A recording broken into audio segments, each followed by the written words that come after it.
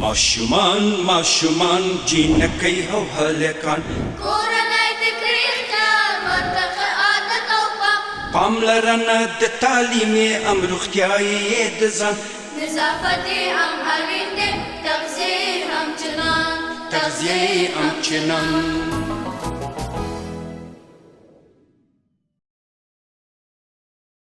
د لوی او پاک الله په سپېڅلي نامه د ځلا ټلویزیون قدرمنو لیدونکو او د راډیو درنو اورېدونکو سلامونه او ډېرې هیلې مې ومنئ الله دې وکړي چې د ژوند شپې او ورځې مو د خوښۍ خوشحالۍ او په روغتیا سره تېرېږي یو ځل بیا هم د رڼا په لور ګردی میز دی او په نن خپرونه کې د سیلاب او ساري ناروغۍ په تړاو مو دا خپرونه جوړه کړې ده د خپرونې کوربه زه ظاهر الله ظاهري موږ به له تاسو سره په دې خپرونه کې د ساري ناروغیو د مخنیوي همدارنګه تداوی او څنګه اصلاحات کوي دغه ناروغي او کومې لارې چارې دي چې کولی شو دغه ناروغۍ مخنیوی وکړو او په سیلابونو کې چې هغه ماشومان یا کورنۍ لاسونه وهي یا حتی ژوند کوي څه کول پکار دي تر څو دغه ساحونه لرې ژوند وکړي او دغه ناروغي چې ساري ناروغۍ په سیلابونو کې رامنځته کېږي څومره خطرناکې دي خوشبختانه د کونړ د ولایتي روغتون قدرمن رئیس او ښاغلی دروند میلمه ډاکټر مولادات افضل زموږ سره خپرونه کې میلمه دی چې په روانه موضوع به زموږ لیدونکو او اورېدونکو ته بېلابېل مهم او ژور معلومات وړاندې کوي رئیس صاحب لومړی ستړي مه شئ په خیر راغلی چې ځلا راډیو ټلویزیون ته راغلی اوس موږ بلنه ومنله رئیس صاحب ستاسې راتګ تر څنګ به په خپرونه په دې راپیل کومه چې ساري ناروغۍ څه ته وایي او یا د طبي افتونه کوم افتونه دي بسم الله الرحمن الرحیم زه هم په خپل وخت ظاهر صاحب تاسو ته تخنیکي همکارانو ته د ځلا راډیو ټلویزیون اورېدونکو ته نیکې ښې پېرزونې وړاندې کوم په مجموع کې طبي افات هغه افات دي چې د یوې ټولنې هغه طبیعي ژوند هغه په خطر کې اچوي د هغې مسیر ته تغییر ورکوي او په نتیجه کې مختلف آفتونه رامنځته کېږي د مثال په ډول باندې د کورونو تخریب رامنځته کېږي د ځانونو زیان رامنځته کېږي ناروغۍ رامنځته کېږي او ستاسو د پوښتنې په ځواب کې چې ساري ناروغۍ څه ته وایي نو په مجموع کې موږ دوه قسمه ناروغۍ لرو یو هغه ناروغۍ دي چې هغه د میکروب د وجې نه منځته نه راځي یا هغه د انتاناتو د وجې نه منځته نه راځي او بل هغه ناروغۍ دي چې هغه د انتاناتو نه رامنځته کېږي هغه ناروغۍ چې د انتاناتو نه منځته نه راځي هغه اکثره نه خپرېږي د یو انسان نه بل انسان ته د مثال په ډول باندې کو د شکر یادونه وکړو یا د فشار یادونه وکړو یا د زړه د تکالیفو یادونه وکړو نو دا هغه ناروغۍ دي چې نه خپرېږي انسانانو ته د یو انسان نه بل انسان ته اما انتاني ناروغۍ یا میکروبي ناروغۍ چې هغه د هر یو میکروب د وجې نه راغلی او د هر یو میکروب د وجې نه چې منځته راغلی او هره میکروبي ناروغي چې دا هغه ساري ده خو دا چې د سرایت دی په څه شکل باندې دی په څومره اندازه باندې دی یا سرایت زیات دی په کم دی دا سره فرق لري نو انتاني ناروغۍ عموما د میکروبونو نه منځته راځي چې تقریبا موږ او تاسو ویلی شو چې مختلف انتانات یا میکروبونه په دې دنیا کې موجود دي د مثال په ډول باندې بکتریاوې دي وایرسونه دي فنګسونه دي ریکټیسیا ده او داسې نور مختلف نوع میکروبونه موجود دي چې ساري ناروغۍ منځته راوړي ډېره مننه زموږ لیدونکي او اورېدونکي هم کولی شي همداسې خپرونه کې راسره اړیکه ونیسي تخنیکي همکاران د یوې اړیکې اشاره کوي سلام ستړي مه شئ په خیر راغلئ خپرونې ته السلام علیکم وعلیکم السلام ستړي مه شئ مهرباني څوک له کوم ځای مو اړیکه نیولې ده او ډاکټر صاحب محترم له موږ سره خپرونه کې مېلمه دی که د ساري ناروغۍ او په تړاو کومه پوښتنه لرئ مهرباني زه چې تاسو سلام او د ځلا راډیو ټول اورېدونکو خلکو ته سلامونه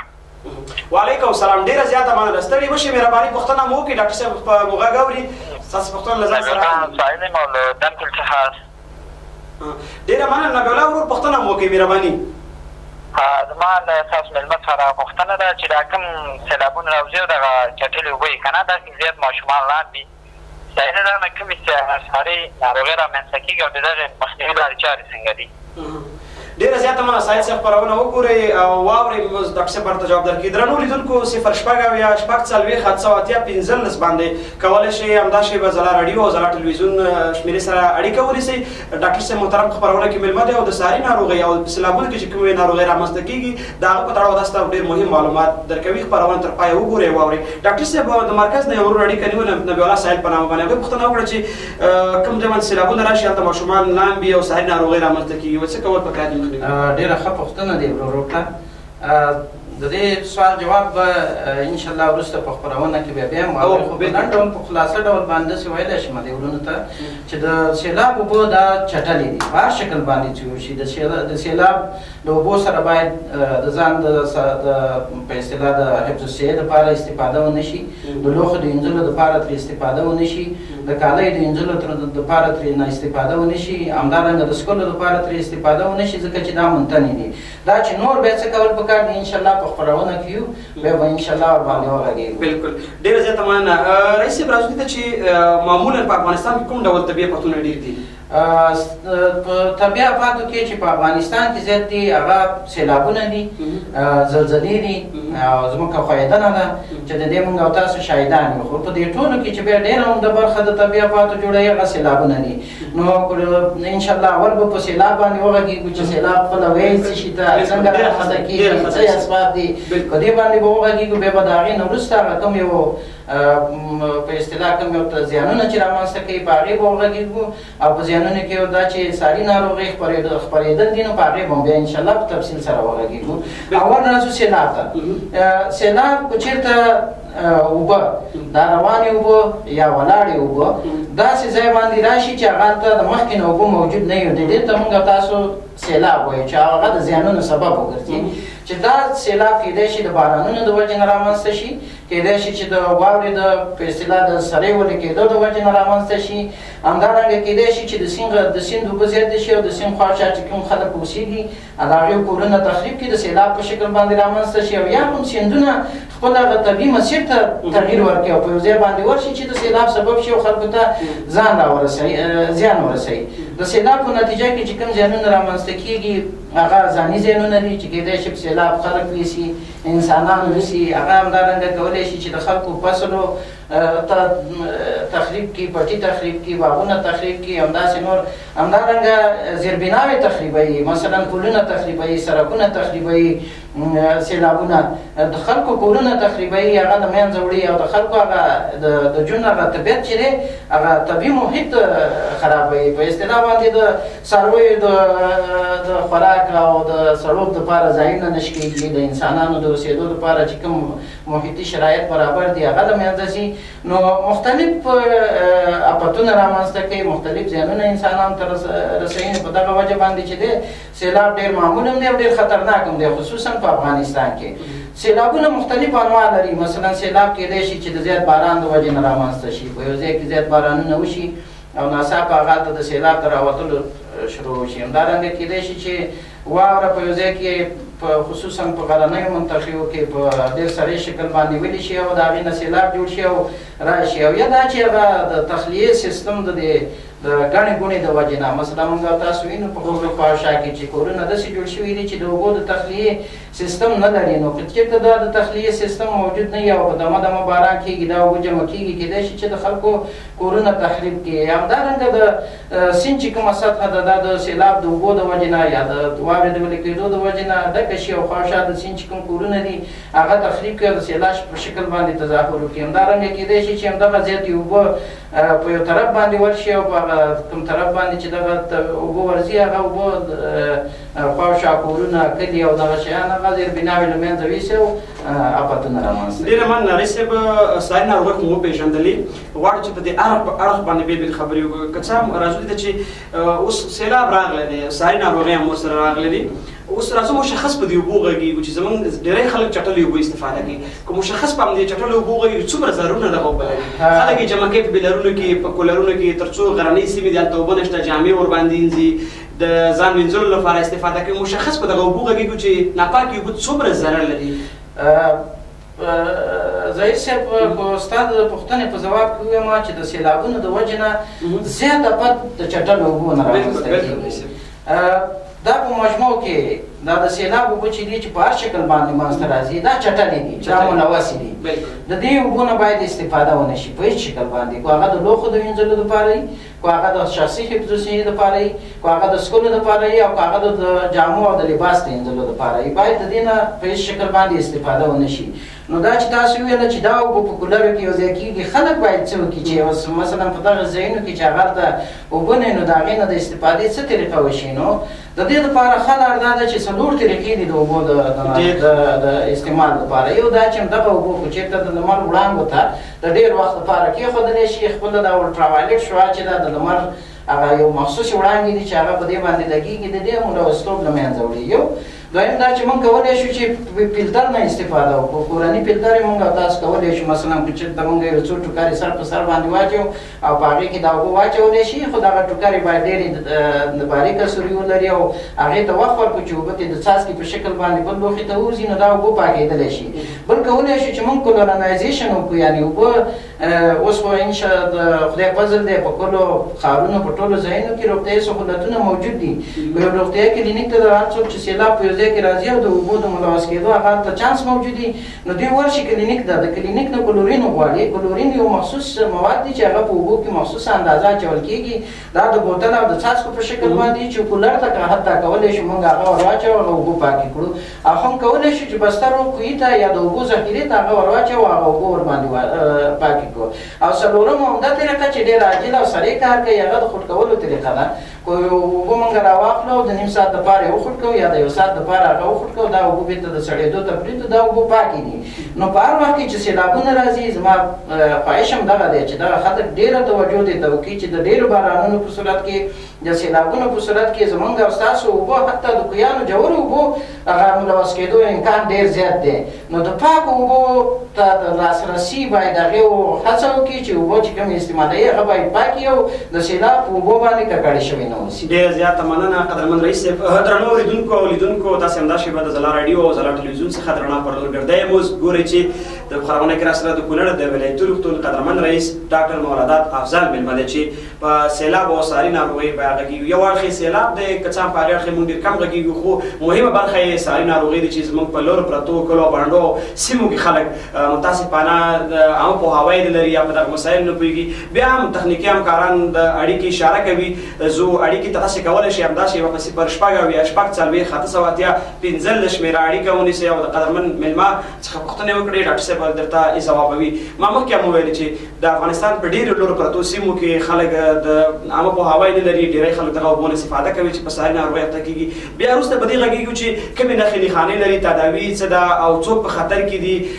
همدارنګه څومره موده دغه ناروغي اخته کېږي خلک په دې بحث کوو زه یو اړیکې تخنیکي همکار اشاره کوي چې اړیکې راسره وسلام جوړ په خیر ستړي مه شئ ډېره مننه ظریف صاحب ښه خیر دی خوشحاله اوسئ ډېره مننه مونږ ښیو تاسو ترکلی وایي مهرباني څوک له کوم ځای مو اړیکه نیولې ده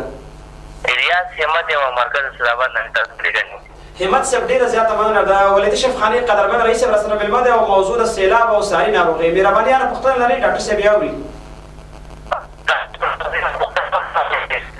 ناروغۍ منځته راځي دې په اړه دې ما ته معلومات راځي په سیلابونو کې کومې ناروغۍ منځته راځي معلومات راځي او سمه ډېره مننه خوشحاله اوسئ بیا اورېدونکي اړیکه مو واخیسته زو تخنیکي همکاران د بلې اړیکې اشاره کوي سلام ستړي مه شئ په خیر راغئ السلام علیکم ظریف صاحب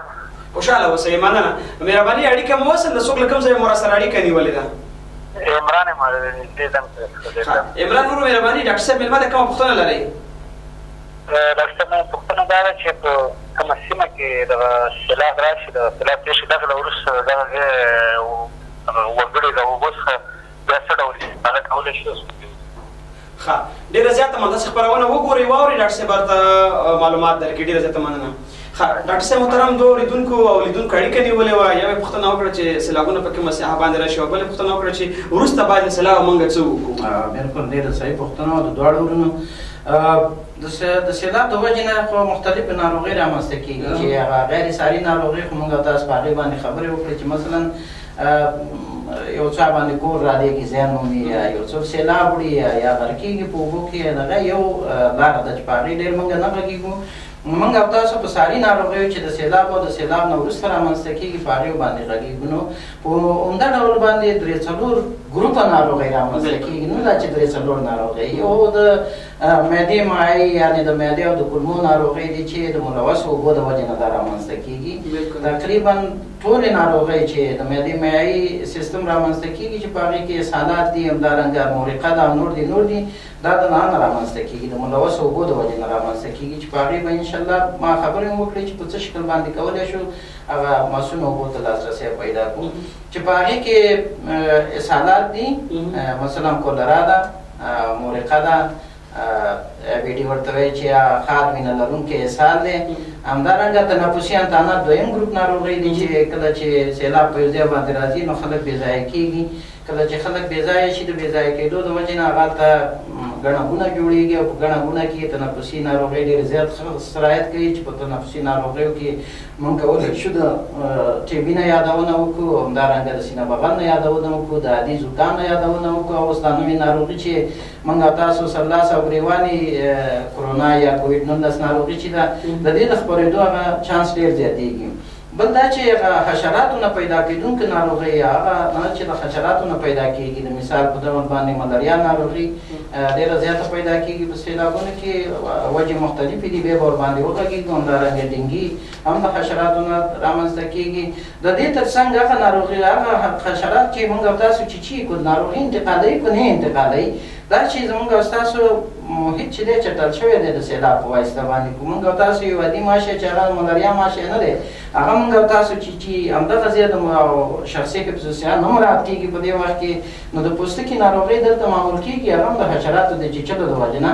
کېدای شي چې دغه ناروغۍ رامنځته شي. او بعضې نادرې ناروغۍ چې زه یادونه وکړم لیپټوسپایروسیس یوه داسې ناروغي ده چې هغه په معمول ډول باندې زموږ او ستاسو په محیط کې نه وي، اما د موږ او موږکانو غایطه مواد کله اوبو ته لار پیدا کړي او دغه اوبه موږ او تاسو وڅښو نو لیپټوسپایروسیس چې یعنې همداسې نښې لري لکه د ملاریا غونده کې، دا هم کېدای شي چې رامنځته شي. د دې تر څنګ ډېرې زیاتې ناروغۍ دي، خو همدم دغه درې څلور ګروپه ناروغۍ دي چې انشاءالله به په یوې یوې باندې په تفصیل باندې وغږېږو چې ملاریا څنګه رامنځته کېږي، څنګه یې مخنیوی وکړو، څه وکړو.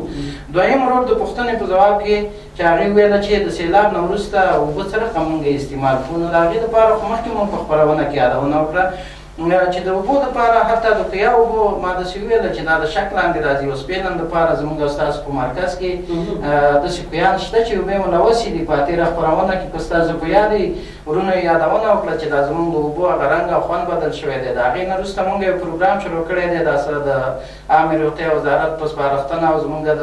ټیم په همکارۍ باندې چې اوسپېلن هم په کلو کې ګرځي. که دا زما غږ څوک اوري هغې کولی شي خپل هغه راووځي هغه ورونو ته هغې نه کلورین واخلي، د کلورین د استعمال طریقه ورته زده کړي، په خپلو کویانو کې هغه واچوي او د دې اوبه چې دي د هغې هغه مسؤلیت رامنځته شي او اوبې په اصطلاح د څښلو وړ وګرځي. د دې نه علاوه خلک چې دغې خدمات ته لاسرسی نه لري نو ښه طریقه مواجهه ده کړه. اوبه باید نمر ته ډېر وخت لپاره کېښودلی شي، باید فلتر شي خپل د په واسطه باندې، او یا دا دی چې جوش ورکړی شي. خو ډېره ښه طریقه چې هغه ډېره ساده ده او ډېر په اسانه ورته لاسرسی کېږي هغه د کلورینایزیشن ده یا د کلورین ګولۍ او یا څاڅکي په اوبو کې اچول دي چې په اسانۍ باندې موږ کولی شو خپلې اوبه د استعمال وړ وګرځو. ډېره مننه قدرمن رئیس صاحب. درنو لیدونکو د خپرونې برخې کې ورځو اعلانه د ماخلو له دامې وروسته بېرته راګرځو، له موږ سره اوسئ.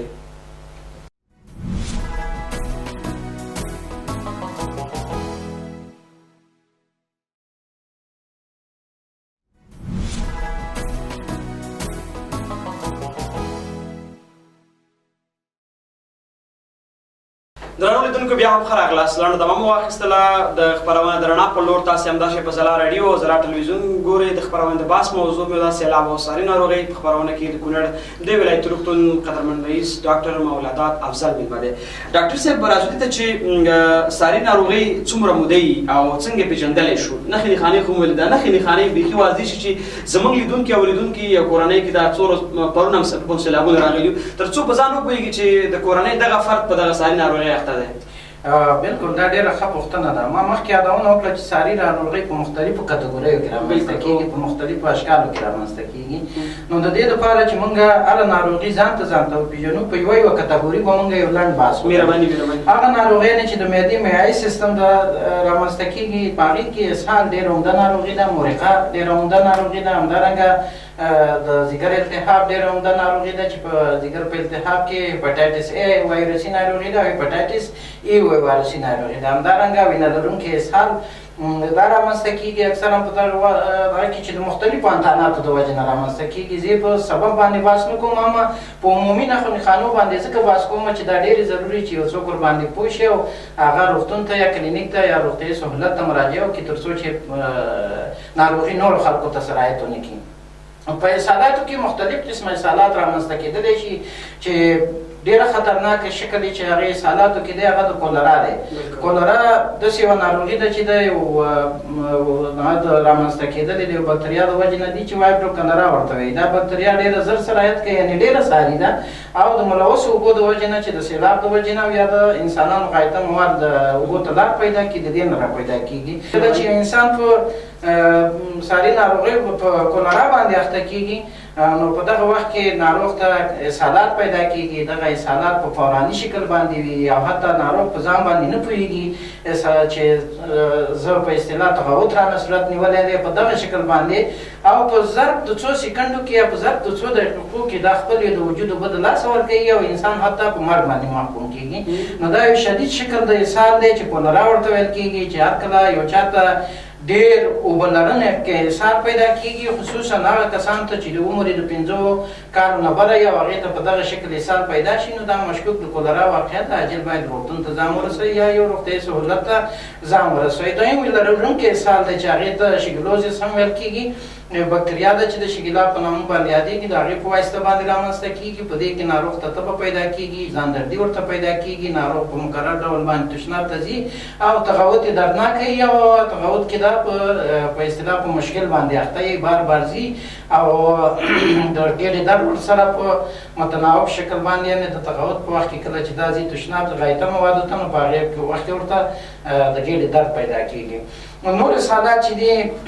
نښې د بعضو ډېرې شدیدې دي او بعضې ډېرې خفیفې تېرېږي. مثلا د ایکولای په شکل کې شاید ناروغ یو 2-3 ځله اسهال وکړي دومره شدید ونه وسي، یا د سلمونیلا په شکل کې شاید دومره زر زر اسهال ته لاړ شي اما دومره شدت شاید پیدا نه کړي، خو ضرور ده چې باید دا یو روغتیایي سهولت ته لاړ شي. او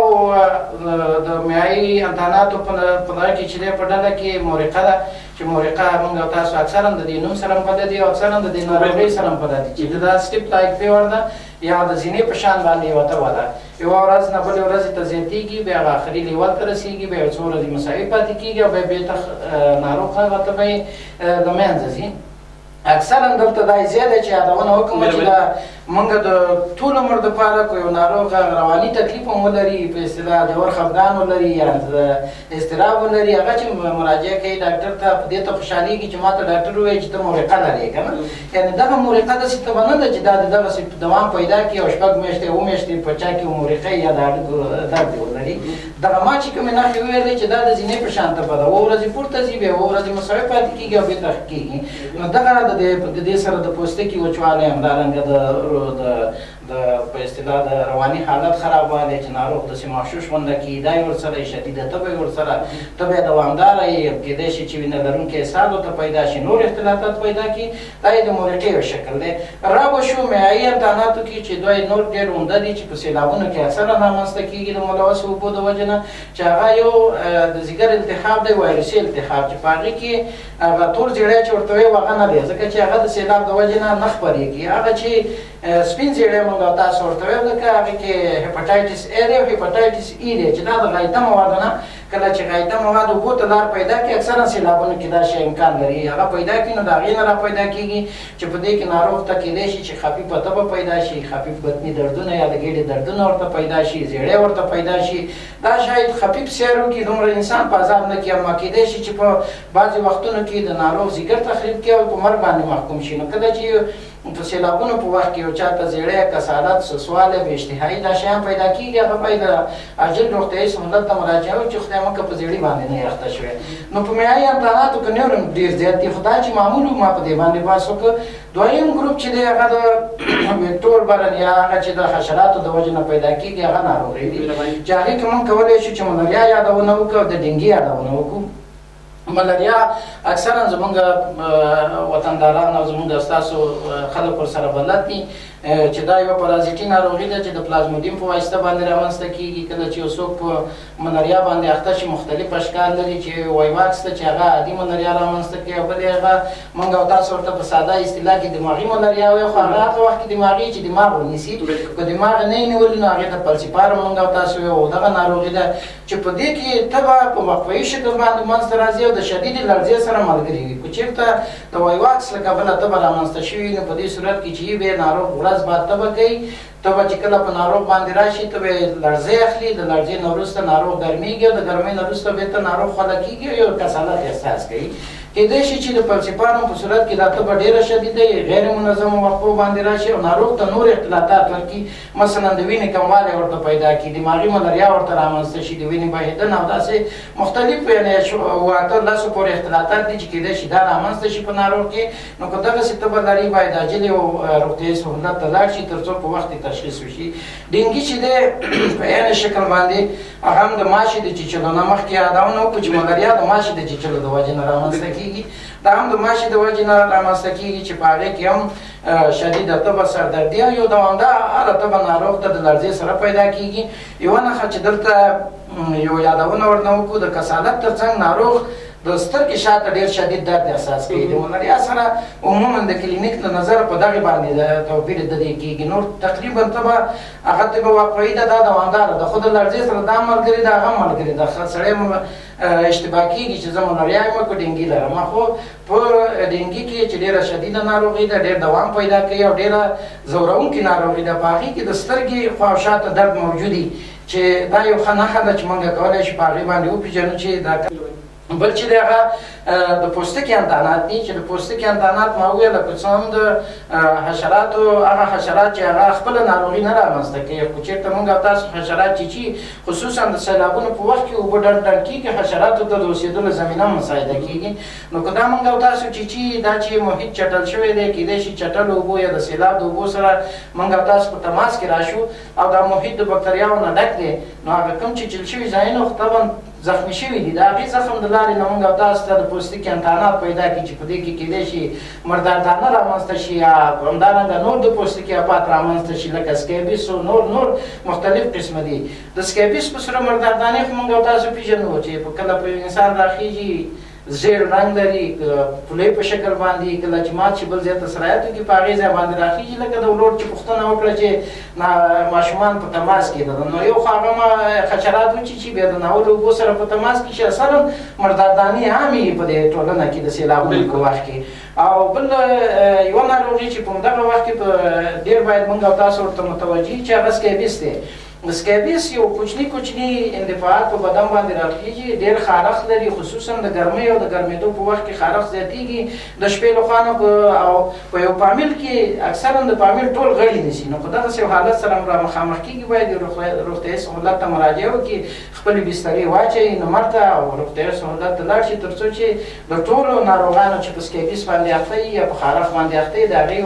یو ځای درملنه هغه ته سرته ورسېږي. درېیمه ډله ناروغۍ چې موږ تاسو ویله چې هغه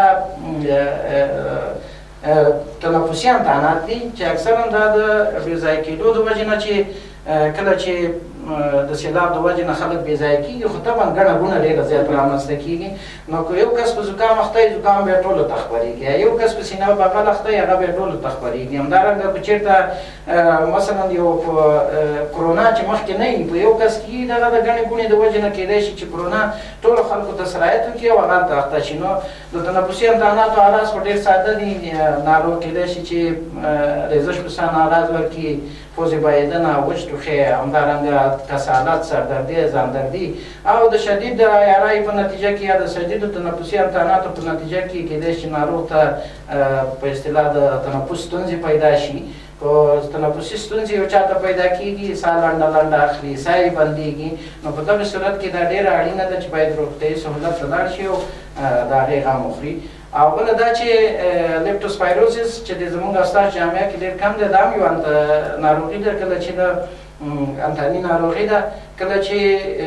د موږ او موږکورو غایطه مواد اوبو ته لار پیدا کوي، دا تیار ملوث دی، یعنې زونوټیک ناروغي ده په دې چې دا د حیواناتو او د انسان ترمنځ یوه شریکه ناروغي ده. کله چې اوبو ته لار پیدا کړي نو د اوبو ته لار پیدا کېدو نه وروسته بیا دا موږ او تاسو ملوثې اوبه وڅښو، د هغې نه وروسته موږ ته لیپټوسپایروزس پیدا کېږي چې نښې نښانې یې د ملاریا غونده کېدي، یعنې تبه د لړزې سره او دوامداره تبه، د رویت معشوشیت، د هډوکو شدید درد او د بندونو درد دا ورسره ملګري. ډېره مننه قدرمن رئیس صاحب چې اړخیزه معلومات مو رئیس صاحب. وروستۍ پوښتنې ته به راشو چې وروستۍ پوښتنه زموږ دا ده چې درملنه لنډ البته او مخنیوي وغږېده فقط درملنه او ستاسې پیغام ستاسې سپارښتنه زموږ هېوادوالو ته څه ده چې هغه چې دغه ساحو کې ژوند کوي په چټلو اوبو یا بېځایه اوبو کې لاسوهنه کوي؟ ډېره مننه. لکه څنګه چې ناروغۍ مختلفې دي هغسې درملنې مختلفې دي. واقعیت دی دا هغه انتانات چې د بکتریاوو د منځته د وجې نه منځته راځي د هغې په درملنه کې انټي بیوټیک رول لري، خو موږ او تاسو نشو کولی چې دې ځای نه ووایو چې کومې ناروغۍ له کوم انټي بیوټیک ورکړو، خو ضرور دا ده چې اول دا باید په کور کې دا غذا واخلي، استراحت وکړي، د هغې تر څنګ باید یو روغتیایي سهولت ته مراجعه وکړي تر څو چې د انټي بیوټیکو د استعمال د وجې نه هغې ته انټي بیوټیک استعمال چې د هغې هغه ناروغي ښه شي. که چېرته ناروغي د وایرس د وجې نه منځته راغلی لکه ما د زیړي یادونه وکړه، نو په دې صورت کې مونږ کولی شو چې بیا هغه وکړو دا سپورټیو تداوي یا حمایي تداوي مونږ او تاسو باید سرته ورسوو چې په هغې کې مونږ کولی شو چې ناروغ ښه انرژي لرونکې غذا واخلي، چې ښه انرژي لرونکې غذا کې مثلا دا ډېر مایعات استعمال کړي، ډېر هغه خواړه چې هغه مفید دي هغه باید استعمال کړي. خو عموما په دې وخت کې په سهار کې اشتها د دې خلکو ښیي، په سهار د مخکې نه شوده په بوره کې دا واچوي او استعمال یې کړي. همدارنګه په تنفسي انتاناتو په درملنه کې که چېرته وایرسي انتانات دي خو هغه یو څو 2-3 ورځې دوام کوي، خپله ښه کېږي، خو ناروغ باید دې ته متوجه وي چې په کافي اندازه باندې مایعات واخلي او مایعات استعمال کړي. څومره زیات چې مایعات دې واخلي استعمالوي یا لکه شوروا، یخني او داسې نور، دا ورته ډېره ګټه رسوي. را به شو د ډنګي او د ملاریا په برخه کې، نو ملاریا چې ده تشخیص یې د لابراتوار په واسطه باندې کېږي، باید روغتون ته مراجعه وکړي یا روغتیایي سهولت ته مراجعه وکړي او د مراجعې نه وروسته هغه د دې تشخیص کېږي او د تشخیص نه وروسته دې ته د ملاریا ضد درمل ورکول کېږي او د ډنګي په صورت کې هغې ته هغه حمایي تداوي تر څنګ دا یو تجدید کېږي د یو مخصوص وخت لپاره چې هغه هلته ځان ته پاتې شي تر څو ناروغي نور خلکو ته سرایت ونه کړي. همدارنګه د توبرکلوز په برخه کې مونږ وویو چې تنفسي انتاناتو په صورت کې علاوه د دې نه چې ناروغ باید هغه مخصوصه درملنه وکړي، د دې تر څنګ باید ځان وساتي چې ناروغي نورو ته خپره نه شي او شخصي محافظوي توکي باید استعمال شي لکه ماسک شو، همدارنګه د لاسونو حفظ الصحه شه، همدارنګه د هغه تنفسي آداب باید مراعات کړي چې داسې ځای کې لاړې تو نه کړي چې هغه په اصطلاح نورو خلکو د ملوث کېدو سبب وګرځي. پیغام ورسره سپارښتنه رسوي. نو زما پیغام دا دی چې د سیلاب په صورت کې کله چې سیلاب راوځي یو څو عمده ټکي باید زموږ خلک په نظر کې ونیسي او هغې ته یو پاکو اوبو ته لاسرسی دا ډېر اړینه برخه ده. انتاني ناروغیو د مخنیوي ده چې پاکې اوبه باید موږ او تاسو همیشه کوشش هم دی چې د سیلاب د اوبو نه استفاده ونه کړو. یو د سیلاب اوبو سره باید د شخصي حفظ الصحې لپاره تماس ونه کړو، د سیلاب اوبو نه باید د پخلي لپاره استفاده ونه کړو، د هغې نه د لوښو د اینځلو لپاره باید موږ او تاسو استفاده ونه کړو. دویم د سیلابونو نه وروسته د لاس وینځل ډېر مهم او اړین شی دی. انګریزي کې یو متل دی ویل چې زما لاس واخله زما ناروغي واخله. نو زموږ او ستاسو لاسونه همیشه په میکروبونو باندې ملوث دي، نو د دې دپاره چې موږ او تاسو پاک پاتې شو، ناروغۍ راته انتقال نه شي، نو هر ځای کې چې اوبه وینو باید موږ او تاسو خپل لاسونه یو وارې ووینځو. درېیمه دا چې بله دا چې د سیلابونو په وخت کې باید موږ او تاسو توجه وکړو چې اوبه د داسې منبع نه استعمال کړو چې هغه منبع همیشه مصنوعي او کوشش وکړو چې د څښلو دپاره هر څومره زر چې کېږي باید دغه ته لاسرسی پیدا کړو، کلورین استعمال کړو. همدارنګه د سیلاب په وخت کې موږ او تاسو اکثرا زموږ خوا او شا کې اوبه ډنډ کېږي، نو د اشر په شکل باندې ولې نه وي چې باید موږ او تاسو کلیوال سره یو ځای شو او خوا او شا ډنډونه باید له منځه ویوسو تر څو چې دغلته دغه د میکروبونو یا د انتاناتو یا د ماشو دغه لویېدلو یا د اوسېدلو هغه خطر موږ او تاسو راکم کړو. بله دا چې د اوسېدلو محیط د ماشو دپاره د حشراتو دپاره زیات شوی دی، نو په کار دا ده چې د سیلابونو په وخت کې یا د داسې یو ځای کې اوسېدلو کې چې هغه هلته زموږ او ستاسو د ماشو د چیچلو امکان موجود وي، نو په دې صورت کې باید موږ او تاسو پشخاني استعمال کړو څو د ماشو نه ځان وساتو. همدارنګه کولی شو چې موږ او تاسو د ماشو ضد هغه سلوشن چې دي محلولونه چې هغه په ځان باندې وو تر څو چې موږ او تاسو ماشي ونه چې او د هغې نه ځان وساتو. بل دا دی چې د سیلابونو په وخت کې موږ هغه وسایل چې زموږ د سیلاب سره په تماس راغلي دي د هغې حفظ الصحې ته خاصه توجه وکړو. مثلا هغه لوښي چې زموږ د سیلاب سره په تماس کې راغلي د اوبو سره هغه باید پاک ووینځل شي، په د د میکروب په ضد نامد یا کلورین محلول باندې چې په بازار کې پیدا کیږي چې هغه پاک شي. کوم تورشکونه او بالښتونه چې دي هر څومره ژر چې کیږي هغه په پاکو اوبو باندې ووینځل شي او هغه واچولی شي په یو ځای کې چې هغه وچ شي بېرته او دوباره استعمال ته دا آماده شي. نو دا هغه عمومي لارې چارې دي چې وضع شوي باید په هغې په پام کې ونیسي تر څو د سیلابونو په وخت کې د زیانونو مخه ونیول شي. ډېره زیاته مننه قدرمن رئیس صاحب چې زموږ بلنه مو ومنله او خپرونې ته راغلی. د ځلا ټلویزیون درنو لیدونکو او د راډیو اورېدونکو دا وه زموږ د نن ورځې د رڼا په لورګردی میز چې درته وړاندې کړو. تر بیا او بلې موضوع چې بیا موږ راځو تر هغه مو پاک او مهربانه خدای سپارو د آباد او سرلوړي افغانستان په هیله. ماشومان جینکۍ او هلکان کورنۍ د کړي خیال ورته عادت او پاملرنه د تعلیمي ام روغتیایي د ځان نظافت هم اړین دی تغذیه هم چنان تغذیه هم چنان